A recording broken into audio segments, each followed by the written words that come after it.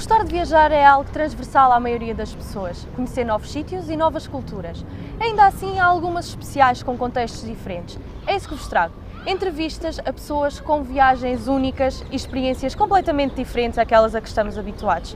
Começa aqui a nova categoria do Blog Sem Fronteiras, o Eles por Lá.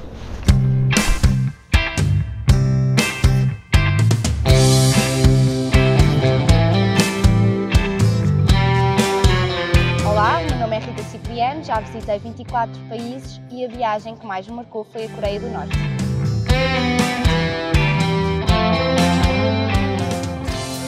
Olá Rita, bem-vinda ao Sem Fronteiras. És a primeira, mas também és aquela que tem uma história que provavelmente poucas pessoas têm. Primeiro, como é que foi isto de ir à Coreia do Norte? Então, esta viagem começou numa conversa ao jantar, em que o meu pai, que tem um coro, disse que gostava muito que o coro fosse fazer concertos à Coreia do Norte. E eu disse, epá, espetacular, no outro dia vi um documentário e há lá um tipo que está na Europa, vou tentar entrar em contacto com ele e ver se conseguimos agilizar as coisas. Bem dito, bem feito. Fui rever o documentário e encontrei a pessoa através do Facebook, pus o meu pai em contacto com ele e começou tudo aí. A ideia inicial, sim, era ir o coro à Coreia do Norte, mas dado que logisticamente é uma coisa muito mais complexa, eles sugeriram que numa primeira visita fosse o meu pai convidado a dirigir algumas obras que são extremamente emblemáticas no país. Pronto, a partir daí o meu pai poderia levar uma pessoa com ele e fui feliz contemplada com essa viagem. Pronto, começou tudo por aí. Recebemos o convite oficial do governo para fazermos a visita ao país. A partir desse momento foi enviar apenas o passaporte para uma embaixada em Roma, porque em Portugal não há nenhuma embaixada que represente a Coreia do Norte. Então enviámos todos os documentos para Roma. Roma emitiu-nos o nosso visto de entrada na Coreia do Norte. E o meu pai teve que ir a Madrid buscar esse visto, porque, mais uma vez, como Portugal não tem qualquer tipo de relação, foi necessário deslocarmos até a Espanha para ir recolher o visto. Portanto, nessa parte até acabou por ser tudo muito fácil, uma vez que o convite oficial do governo dá-nos entrada direta no país e sim, essa é a maior barreira para visitar a Coreia do Norte. A partir desse momento, a coisa tornou-se real, não é? Começámos a receber os bilhetes de avião de Pequim para Pyongyang e quando eu recebi no meu e-mail, ok, eu tenho aqui um bilhete de avião que diz Rita Martins, Pequim, Pyongyang, comecei a pensar, pronto, agora já vou, já não há nada a fazer. E o que é que pensaste nesse primeiro momento, de quando se tornou real, ou seja, já havia algo físico que te garantia que tu ias lá, não é? Qual é que foi o primeiro pensamento, os primeiros medos, o que é que traz preocupação? Porque no fundo, a Coreia do Norte não é um país que seja fácil de entrar e há muitos medos, não é, de estar lá. Nesse momento eu pensei, Rita, o que é que tu foste fazer? Estavas tão sossegadinha aqui, mas que raio de ideia é essa de ir? Assustei muito, porque, assim, sempre alimentei muito esta ideia, sempre dei muita força ao meu pai para que conseguíssemos fazer isto, mas no fundo, epá, era tão difícil que eu nem queria bem acreditar. Eu estava à espera que à última da hora alguém dissesse, olha, pronto, afinal não vai dar, fica para uma próxima, mas não, quando eu vi o bilhete, quando eu tinha o visto, e pensei, pronto, ok, já está, agora vou mesmo, bora lá e pronto. Comecei ainda a ler mais coisas na internet, a ver o que é que diziam, o que é que não diziam. E o que é que encontraste? É assustador. Aquilo que me assustou mais foi aquilo que eu encontrei no site do Ministério dos Negócios Estrangeiros, em que dão vários conselhos às pessoas que vão viajar para todos os países no mundo, e na Coreia do Norte o conselho que davam é, não faça esta viagem. Não vá até à Coreia do Norte, o país está instável, qualquer coisa dentro deste género, o país está instável e Portugal não tem qualquer tipo de relação com a Coreia do Norte. Portanto, caso aconteça algum problema, diplomaticamente não há forma de o resolver. Pronto, e quando eu vi isto, partilhei com o meu pai e disse, bem pai, isto vai ser assim um bocadinho mais complicado que aquilo que estávamos à espera e mais assustador, não é? Mas pronto, assustei-me pensar, ok, se realmente acontece alguma coisa, como é que eu vou sair de lá? Diplomaticamente, oficialmente, não há ninguém que me possa tirar de lá. A nível de preparação, logisticamente e a nível pessoal, o que é que fizeste? Ou seja, eu sei que fizeste muitas pesquisas, nomeadamente uma coisa muito simples como a meteorologia, e o que é que tu encontraste?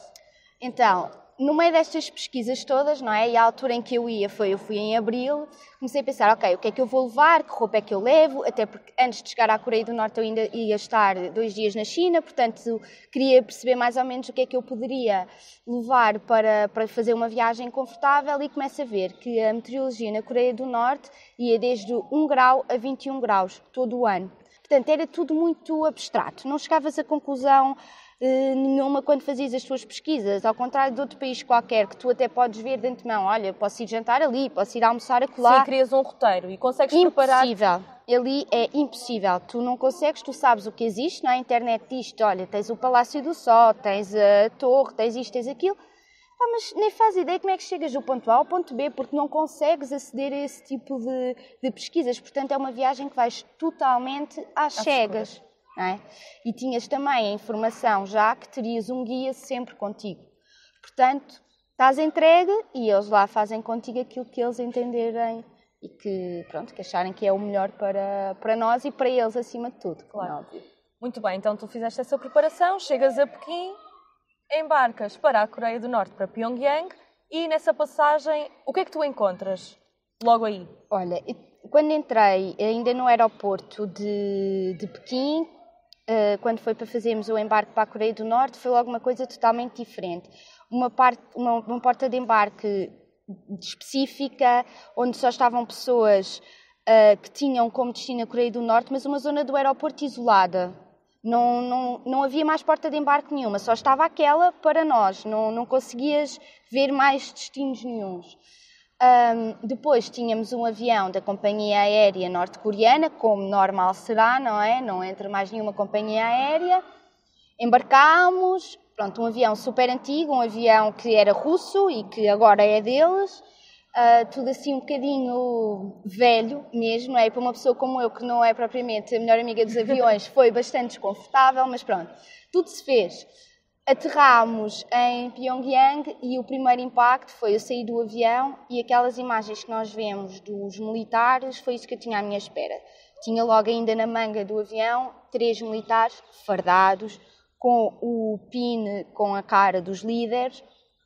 E eu pensei, pronto, ok, já cá estou. Agora é real. Agora a coisa está-se a tornar séria, aquilo que eu via na net, aquilo que eu via na televisão, eu estou a ver e é um bocadinho assustador.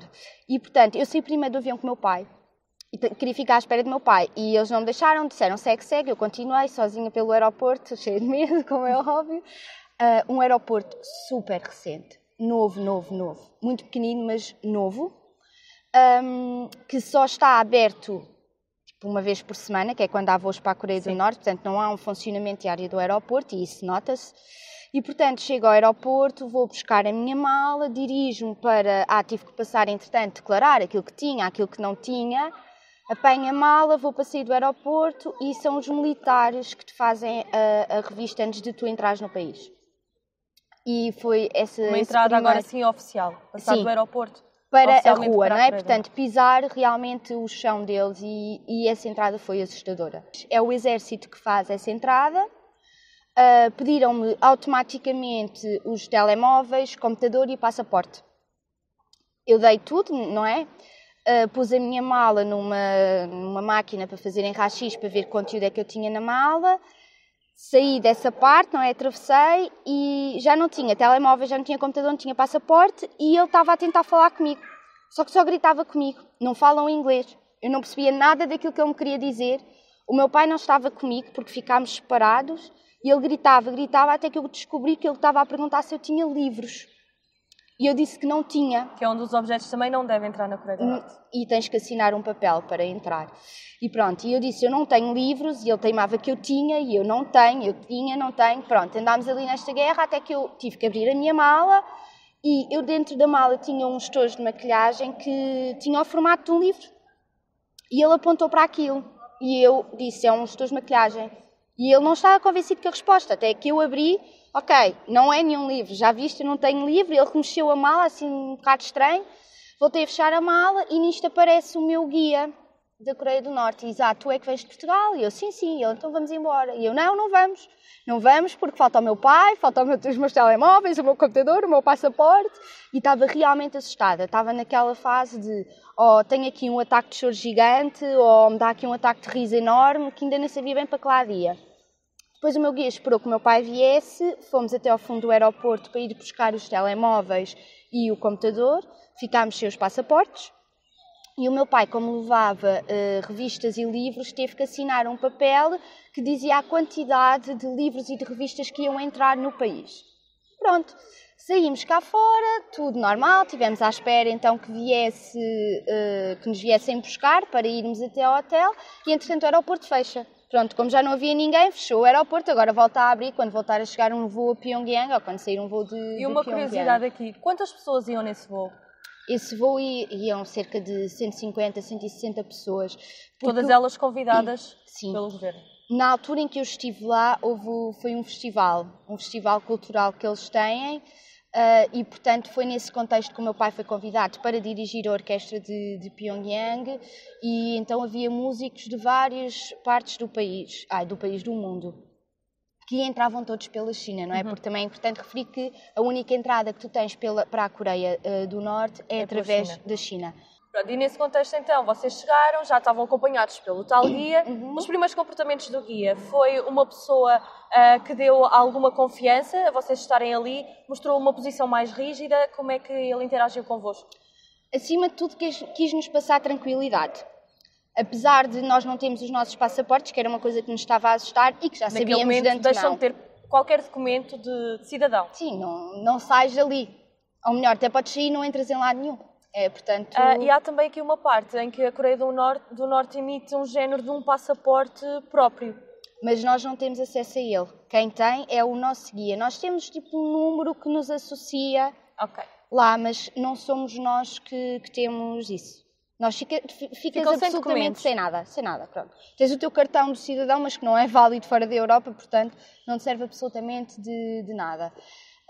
Mas voltando ao nosso guia, ele tentou passar-nos alguma tranquilidade, fazer aquelas perguntas, a viagem foi boa e tal, essas coisas todas, mas nós ainda estávamos ali a tentar, como se costuma dizer, a palpar terreno, não é? Que é perceber o que é que nós podemos fazer. O que é que nós não podemos fazer? Até onde é que podemos ir? O que é que poderá ser mal entendido? Exatamente. Era isso que nos estava a preocupar mais. Era uma pessoa que falava extremamente bem inglês, portanto estava muito bem preparado para nos receber e que, como o meu pai, aquilo que ia fazer lá era dirigir o hino dos 3 líderes da Coreia do Norte, o meu pai foi considerado uma pessoa extremamente importante no país. Então o tratamento que nós tivemos também foi um bocadinho ao encontro disso, não é? E a grande preocupação dele, guia, era realmente que nós nos sentíssemos bem. E agradar. Exato. Então vocês chegam, são recebidos pelo guia e encaminham-vos para o hotel. Exato. E o hotel é um hotel comum? O que é que tem diferente dos nossos hotéis, por exemplo? Aquele hotel tem tudo lá dentro. Tudo o que possas imaginar. Não e esse hotel estava deslocado do centro da cidade? Não estava bem deslocado do centro da cidade, até estava relativamente próximo do centro, é numa espécie de uma ilha, mas tem tudo, ou seja, qual é o conceito do hotel deles? Não precisas sair daqui para fazer o que quer que seja. Queres ir ao karaoke? Tens karaoke. Queres ir dançar? Vais dançar. Piscina, massagem, tudo. Queres lojas? Tudo o que possas imaginar, encontrar na rua está dentro do hotel. Mas perguntei ao meu guia, porquê é que eu não posso ir passear sozinha, como faço nos outros países que eu visito? E a primeira resposta dele foi, porque tu não falas coreano. Eu devo ter feito uma expressão qualquer que ele sentiu a necessidade de justificar melhor a sua resposta. E acrescentou o seguinte, nós temos vários pontos no país que são onde se faz investigação sobre outros países e que não estão devidamente identificados, e se tu entras num desses pontos podes criar uma crise diplomática e veres aquilo que não podes. E eu pensei, ok, isto é uma resposta à minha pergunta. E pensei, muito bem, então Rita, não vais sair do hotel sozinha, não vais aventurar-te por aí. E digo-te que foi muito difícil os 2 primeiros dias, porque nos 2 primeiros dias nós só tínhamos, o meu pai estava em ensaios, não é, com a orquestra, e portanto a nossa vida foi hotel, teatro, teatro, hotel. E eu não apanhava ar. E eu nunca pensei que me fizesse tanta impressão não apanhar ar puro. fazia mesmo muita confusão não estar na rua, sempre em espaço fechado. Depois, como podes fazer tudo dentro dos espaços fechados, não tens sequer um argumento de epá, vou fumar um cigarro lá fora. Não, porque podes fumar aqui, podes fumar no hotel, podes fumar no teatro, podes fumar onde tu quiseres. Portanto, nem sequer tinha um argumento, por mais estapafúrdio que fosse, para ir à rua, porque eles davam-te tudo dentro dos sítios. E isso fez muita confusão. Sentiste abertura pelo parte do guia de poder fazer as perguntas que querias ou tinhas algum cuidado? Senti, mas acho que também teve um bocadinho com a minha maneira de ser, não é? De querer saber muitas coisas e tal, e então eu não ficava descansada enquanto eu não tinha uma resposta. Tinha cuidado, tinha. Deixei primeiro, nos primeiros dias, perceber até onde é que eu podia ir, que perguntas é que ele queria fazer, porque eles são extremamente curiosos. Eles querem saber tudo o que se passa no mundo, como é normal, eles não têm acesso a nada, não é? E, portanto, eu aproveitava essa deixa para em Portugal é assim, e aqui, como é que é? Pronto. E começar a tentar perceber. Agora, se aquilo que ele me respondeu é verdade ou é mentira, eu não sei. Sei que conheci pessoas lá que me contaram determinadas coisas bastante assustadoras e que eu sei que o meu guia jamais iria partilhar esse tipo de informação comigo, porque não o poderia fazer, não é? Seria penalizado para o efeito. E o que é que te assustou? Olha, assustou-me saber que, caso eu ou o meu pai tivéssemos um comportamento menos correto aos olhos dele, que o meu guia ia acabar no norte do país, numa plantação ou alguma coisa do género, como escravo, e nunca mais teria qualquer tipo de vida em Pyongyang ou noutra cidade. E tu sentes, a partir do momento que sabes isto, sentes uma responsabilidade acrescida, que é, epá, aquela fotografia ou aquela visita um bocadinho mais à esquerda ou mais à direita pode condicionar a vida desta pessoa para sempre, não é? E começas a ver as coisas de outra forma. Assustou-me saber que estava constantemente a ser ouvida, que tinha microfones em todo o lado. Se tinha câmaras ou não faço ideia, mas saber, sim, ok, o meu quarto tem microfones. Eu e o meu pai queríamos comentar as coisas como é perfeitamente normal, claro. Não é? E estão num sítio completamente estranho e precisam de falar um com o outro. E cada vez que estávamos à conversa, a forma como o guia nos contava coisas do país que para ele eram perfeitamente normais. Eu e o meu pai tínhamos imensa necessidade de falar e depois era, como é que nós vamos falar isto sem que ninguém perceba aquilo que nós estamos a dizer? Então lá enrolávamos e arranjávamos uma maneira, porque a gente sabe que o português não é problema nenhum para eles, porque vai haver alguém ali que fale português, que compreenda português, porque isso faz parte. E tu chegaste um bocadinho a essa conclusão. Sim. Tive 2 ou 3 episódios com o meu guia em que eu disse, tu falas português? E ele negava, e eu sei que falas, quando quiseres falar português comigo podes falar, estás à vontade. Porque eu estava a conversar com o meu pai e ele metia-se na conversa, sei lá.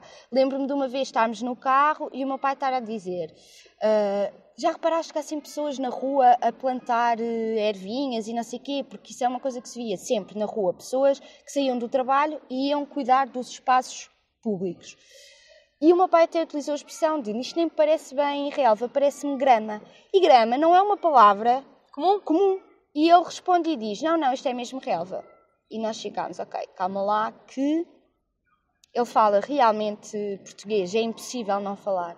É impossível não falar e pronto. Mas quando eu tive essa conversa com ele, obviamente que ele continua a dizer, Rita, não percebo nada do que estás a dizer. E eu, claro, está bem, se algum dia quiseres falar, eu estou cá para te ouvir. Pronto, isso aí é um dos exemplos em que realmente o controle está presente. 100%. Eu acho que o impacto só não foi maior porque eu já tinha lido muito sobre a Coreia e já estava à espera de não poder sair do hotel, já estava à espera de ficar sem telemóvel, já estava à espera de ficar sem passaporte. Eu tive os dias que estive na Coreia do Norte, o meu telefone funcionou para tirar fotografias, não funcionou para mais nada. Eu queria ligar para Portugal e tinha uma zona no hotel para fazer essas chamadas, que posso dizer que 2 minutos eram 10 euros, era uma coisa absolutamente assustadora, e sei que as minhas chamadas estavam a ser gravadas, não é? E primeiro ainda conseguia ligar para telemóveis, depois achei que conseguia ligar para telemóveis, só conseguia ligar para números fixos, e em Portugal as pessoas para quem eu liguei diziam que as chamadas, que o remitente era França, Bélgica, sei lá, vários países da Europa, mas nunca a Coreia do Norte. Sim. Olha, e a nível dos preços, o que é que achaste? O que eu paguei lá, achei caro porque eu estava à espera de pagar muito menos. Mas ao mesmo tempo, se eu for fazer aqui um balanço, não é nada do outro mundo. Imagina, uma Imperial, uma caneca, 3 euros. Ok, se calhar não está à espera de pagar 3 euros por uma caneca Na Coreia do Norte. Mas em Lisboa já aconteceu. Pronto, um bocado por aí. O tabaco, baratíssimo, uma coisa assustadora, tipo 50 cêntimos um maço de tabaco. Comida, fui jantar uma vez fora, os preços de cá normal, tipo 15 euros por pessoa. Portanto, essa parte aí achei normal. E de resto eu também não tive mais oportunidade para gastar dinheiro. Esta é a realidade. Não conseguiste entrar em nenhuma loja de rua, por exemplo? Não, eu fui a 2 ou 3 lojas que o meu guia levava, não é? Pronto, que eram Portanto, era a lojas... escolha dele. Exato, sim, eu nunca passei em Pyongyang. Eu ia do hotel para o sítio A, do hotel para o sítio B, entre o A e o B eu não podia ir a pé. Portanto, eu não faço ideia o que é passear em Pyongyang. Não consigo... E dessas experiências que tiveste, mesmo visitando alguns sítios, foi impossível abordar pessoas, não é? Desde logo Sim. isso aí era uma das exigências. Mas como é que achas que é o modo de vida deles? Daquilo que tu pudeste observar, se é que conseguiste observar alguma coisa, é possível tirar alguma coisa disso? É muito difícil. Eu não consigo chegar a uma conclusão. Percebe se é real, se é encenado? Eu vou dizer, Há essa percepção? o meu guia descrevia a vida dele como uma vida perfeitamente normal, que a maioria dos cidadãos têm. Tem um trabalho, vai jantar fora com os amigos, tem festas, até aí tudo normal. O que é que a mim me fazia confusão? Por exemplo, eu na rua via muita gente e vias que pessoas iam trabalhar, vias muito movimento, sempre, muito, muito. E isso não pode ser sempre encenado, ok? Posso concordar que haja uma outra encenação, mas eu estive lá 17 dias. Aquilo não pode ser sempre encenado. Tu vês as pessoas a utilizar os meios de transporte, que são bastantes, por sinal.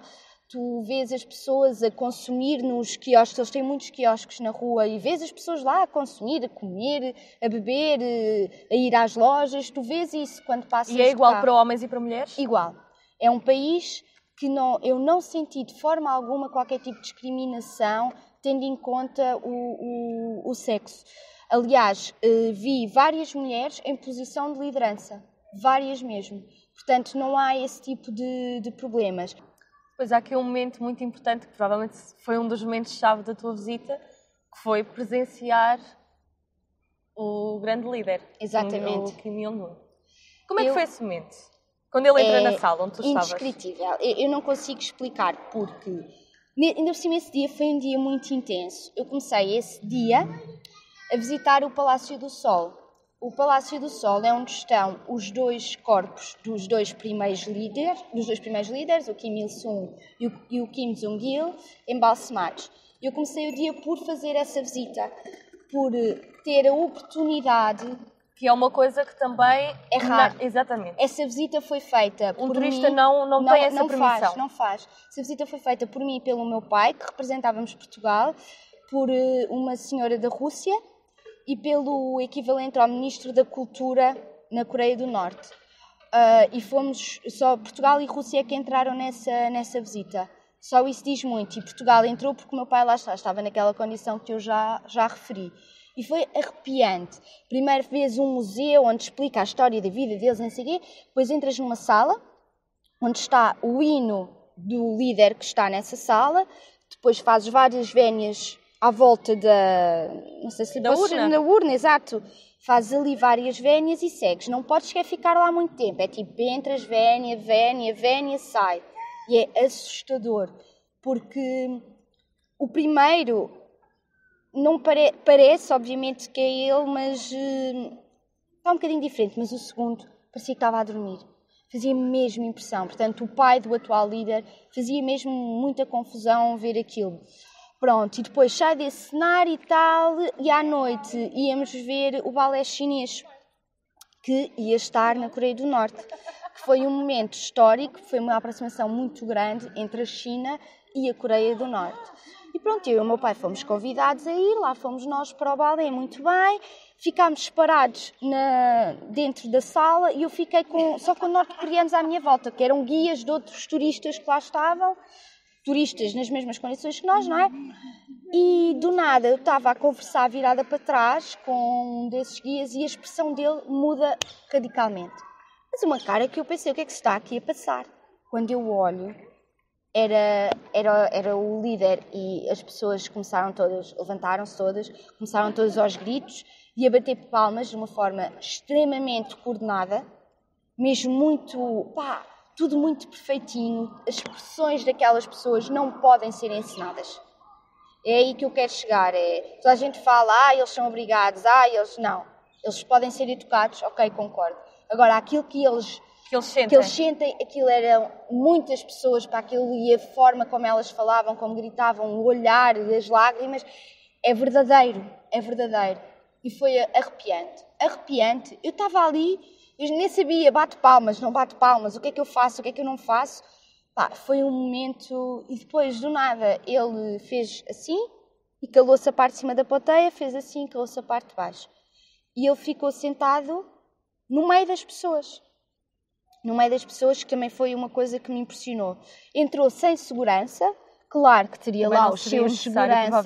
Exatamente. Óbvio que ele tem lá os seus seguranças, a gente sabe disso, não é? Mas a forma descontraída com que ele entra numa sala onde estavam 500 pessoas e 12 estrangeiros, e os restantes eram todos norte-coreanos, e ele entrou sem segurança, sentou-se, passou o espetáculo todo sentado, com muita gente atrás dele. Houve um blackout durante o espetáculo e isso impressionou-me imenso, porque há um blackout, ele está ali no meio, tipo, isso é uma coisa que põe em causa a segurança dele. Mas ao mesmo tempo, as pessoas veneram-no de tal maneira que eles não têm que estar preocupados com isso. Qualquer pessoa que ali estava levava um tiro por ele. Algo também é visível nas ruas, em todos os espaços públicos? Tudo, todas as lojas. Tu vias, quando ias a passar na rua, olhavas para dentro das lojas e vias os retratos dos dois líderes que já faleceram. Tu vias isso, tu vias montes de pinturas nas paredes, vias estátuas. Eu tive a oportunidade de visitar as 2 grandes estátuas de bronze que estão em Pyongyang, e é uma coisa impressionante. E depois, como eu era mulher, o meu guia disse-me: Rita, vais-te chegar lá à frente, vais pôr um ramo de flores e fazer uma vénia lá à frente. E eu fiz tudo o que ele me disse, pus as flores, eu faço a vénia, conforme eu levanto a cabeça, eu não conseguia, eu perdi a altura deles. É uma coisa... Portanto, está tudo muito bem canalizado para que o culto continue, para que as pessoas continuem a idolatrar e a respeitar e a admirar esse líder. E está de tal maneira bem feito que eu posso dizer que chegou-me a acontecer o seguinte: os primeiros concertos, cada vez que aparecia a cara de um dos antigos líderes ou do atual líder projetada, da forma que fosse, as pessoas batiam palmas. E eu dei por mim num concerto a fazê-lo já sem ser por imitação. Enquanto nos outros momentos eu estava a bater palmas porque via os outros bater, eu houve um dia que eu reparei: Rita, tu já não estás a fazer isto porque os outros estão a fazer. Tu viste, associaste, bateste palmas. E fiquei preocupada. Sei, oh meu Deus, o que é que se está a passar comigo? É muito o que acontece, ou seja, os comportamentos ali repetem-se sucessivamente. Sim. E o que é que tu achas que eles sabem sobre o mundo, fora da Coreia do Norte? Achas que eles têm uma visão, por exemplo, do mapa, como ele é realmente? Achas que é diferente? Eles têm acesso a esse tipo de coisas que para nós são tão simples, não é? Ter um globo, um planisfério, o que seja. Que o meu guia, se calhar, sabia um pouco mais do que o resto dos norte-coreanos. Mas mesmo assim não tinha assim uma percepção muito clara, não é? Sabia Portugal, obviamente, ia receber portugueses. Provavelmente também esteve a estudar nesse sentido. Conhecia o Cristiano Ronaldo, como é óbvio, o Eusébio. Lembrava-se não, sabe, a história de que o Eusébio marcou não sei quantos gols à Coreia do Norte e tal. Mas sabia que a nossa capital era Lisboa e que também havia o Porto. Pronto. E depois, o foco era sempre a Alemanha. Alemanha e Estados Unidos. Era isso é que ele me perguntava. Era isso é que ele queria saber. Portugal era ali uma forma que ele tinha do género: vai, eu também quero saber do teu país, acaba lá a tua história para assim me poderes contar aquilo que eu quero saber. Pronto. Outra das coisas que eu vi que também é tudo mentira foi as fotografias e os vídeos. Eu fotografei, eu gravei, eu fiz tudo aquilo que eu quis. Houve uma vez que ele me pediu para eu ter cuidado, que foi no Palácio do Sol. Nós pudemos ir visitar os jardins. Eu e o meu pai fomos com ele e há 2 retratos no palácio e ele pediu: por favor, não cortes a cabeça nem cortes parte nenhuma do retrato. Eu disse: claro que não, até porque isso não faria sentido a fotografia ficar com metade, né? E ele, pronto, foi a única vez. Ele queria estar sempre a ver o meu telemóvel e eu também percebi que ele queria ver o meu telefone para ver as fotografias. Mas houve um dia que eu lhe disse: sim, eu não gosto que mexam no meu telefone. Não gosto, não é uma coisa que eu não gosto. E ele, a partir daí, nunca mais mexeu no meu telemóvel. Portanto, acabou por respeitar um bocadinho também as minhas vontades, não é? Qual é que foi o teu maior choque cultural? Foi mesmo a parte do culto ao líder e a forma como eles o admiram e eu ter que integrar isso. Porque qualquer estátua, qualquer pintura, qualquer boneco de plástico, eu tinha que fazer uma vénia, não é? No fundo, enquanto eu estive lá, eu tive que idolatrar o líder deles da mesma forma que eles... E não há uma forma sem ser cumprir Não, isso? não, nem sequer questionas. Ele diz, tu fazes uma vénia e tu fazes. Vai pôr flores, porque eles têm muito hábito de pôr flores às estátuas e às pinturas dos líderes e tu vais e pões, não questionas. Sim. Depois Pyongyang é uma cidade que está organizada consoante... Primeiro é uma cidade modelo, não é? E só vivem em Pyongyang famílias modelo. Se tu não te enquadrares, vais-te embora para o norte do país e acabou. Tu e a tua família. Se envergonhares a tua família de alguma forma, vais tu e a tua família para o norte do país também. Portanto, ninguém sabe o que é que se passa no norte, ao certo? Não.